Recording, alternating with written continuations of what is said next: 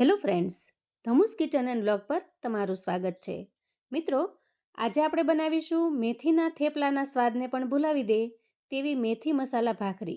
કોઈપણ ચટણી, દહીં કે ચાની સાથે ખાવાની મજા પડી જાય એવી ટેસ્ટી અને મસ્ત ક્રિસ્પી એવી બનીને તૈયાર થાય છે. શાકની પણ જરૂર નહીં પડે અને 15 દિવસ સુધી બિલકુલ નહીં બગડે. તો ચાલો ઝડપથી બનાવવાનું શરૂ કરીએ. તો મસાલા ભાખરી બનાવવા માટે હું અહીંયા 1 કપ જેટલો ઘઉંનો લોટ લઉં છું. આપણે જે રોટલી કરવા માટે લોટ દળાવીએ છીએ એ જ સાદો લોટ મેં લીધો છે. લોટને ચાળી અને આપણે એકદમ સરસ ચોખ્ખો કરી લઈએ. હવે અહીંયા જે મેં લોટ લીધો છે એ રોટલી માટે આપણે જે દળાવીએ છીએ એકદમ ઝીણો લોટ છે એ લીધો છે.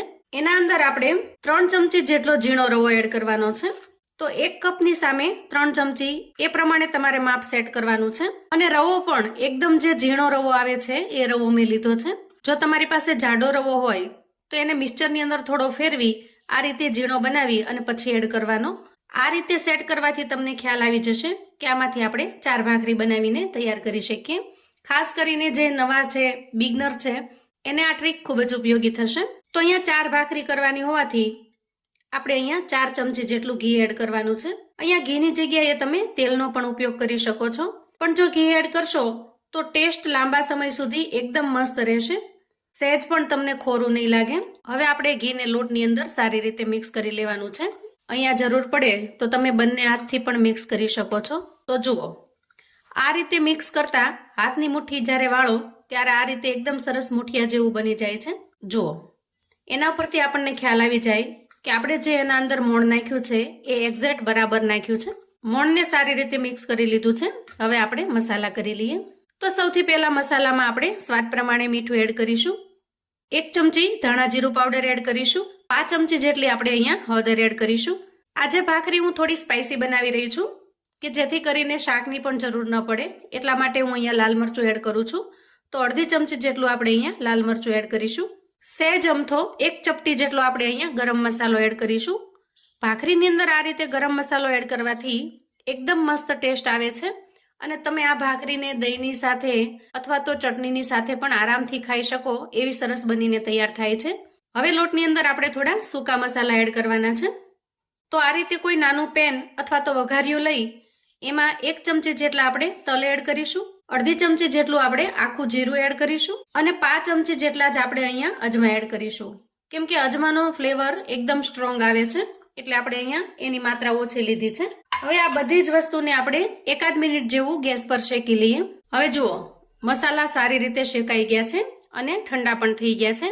એને આપણે એક પાટલી પર લઈ લઈએ અને વેલણની મદદથી થોડા અધકચરા કરી લઈએ. તો આ રીતે અધકચરા કરીને જો તમે એડ કરશો તો બધા જ મસાલા સારી રીતે મિક્સ થઈ જાય છે. તૈયાર કરેલા મસાલાને આપણે લોટની અંદર એડ કરી દઈએ. હવે આપણે આ બધા જ મસાલાને હાથથી મિક્સ કરી લેવાના છે. એકદમ ટેસ્ટી અને ખૂબ જ મસ્ત બનીને તૈયાર થાય છે. આ ભાખરીને તમે પ્રવાસ પર્યટનમાં પણ લઈ જઈ શકો છો અથવા ક્યાંય મુસાફરીમાં જાઓ છો તો બનાવીને સાથે લઈ જઈ શકો છો. શાકની પણ જરૂર નહીં પડે એવી સરસ બનીને તૈયાર થાય છે. બસ 1 વાટકી દહીં સાથે આ ભાખરી ખાવાની તમને ખૂબ જ મજા પડી જશે. અહીંયા બધા જ મસાલાને આપણે મિક્સ કરી લીધા છે. હવે આપણે આના અંદર એડ કરવાની છે કસૂરી મેથી.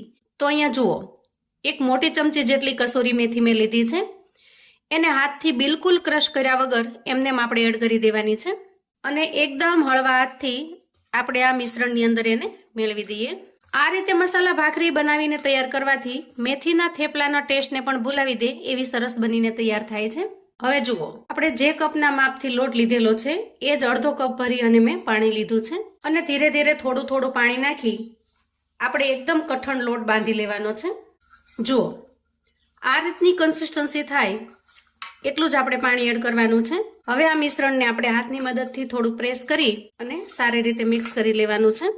અહીંયા આપણે એકદમ પરફેક્ટ લોટ બાંધીને તૈયાર કર્યો છે અને લોટ બાંધવા માટે આપણે જે અડધા કપ જેટલું પાણી લીધું હતું એમાંથી 5 કપ જેટલું પાણી વધ્યું છે. હવે આપણે બાંધેલા લોટમાંથી એક સરખી સાઈઝના લુવા બનાવી લઈએ.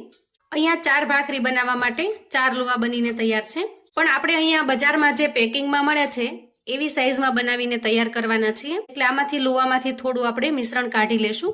તો જુઓ, આપણે અહીંયા એકદમ નાની સાઈઝના લુવા બનાવીને તૈયાર કરી લીધા છે. હવે આપણે આ લુવાને ઢાંકીને મૂકી રાખવાના છે અને જરૂર પડે એમ આપણે આમાંથી લુવા લઈશું. લુવાને પાટલી પર મૂકી આપણે આ રીતે ગોળ શેપમાં લઈ લઈએ અને પછી વેલણની મદદથી સરસ રીતે વણી લઈએ. જુઓ, ભાખરી વણી અને આપણે તૈયાર કરી લીધી છે. તમે એની થિકનેસ જોઈ શકો છો. ખૂબ પતલી પણ નથી અને બહુ જાડી પણ નથી. બધી જ ભાખરીને આપણે આ રીતે વણી અને તૈયાર કરી લઈએ. વણેલી ભાખરી ઉપર પણ આપણે એક ડીશ ઢાંકી દેશું. જો અહીં આપણે બધી જ ભાખરી વણી અને તૈયાર કરી લીધી છે. હવે આપણે 1 બાય 1 આ ભાખરીને શેકી લઈએ. ગેસ પર માટીની તાવડી મૂકીશું. તો ખાસ કરીને જ્યારે આપણે લાંબા સમય સુધી ભાખરીને જો સારી રાખવી હોય તો એને માટીના વાસણમાં જ શેકવી જોઈએ. તાવડી થોડી ગરમ થઈ ગઈ છે. આપણને અહીંયા હીટ આવે એટલે ખ્યાલ આવી જાય છે. ભાખરીને આપણે અંદર શેકી લઈએ.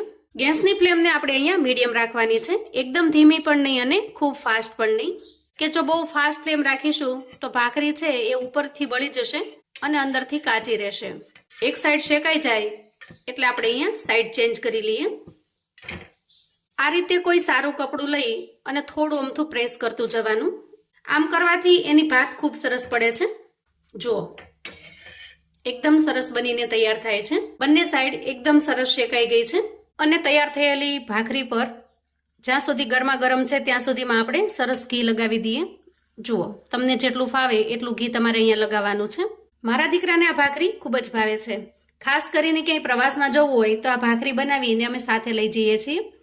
દહીંની સાથે, ચટણીની સાથે કે પછી કાચી તીખારીની સાથે પણ ભાખરી ખાવાની ખૂબ જ મજા પડી જાય. આ રીતે એક પછી એક આપણે બધી જ ભાખરીને શેકી લેવાની છે.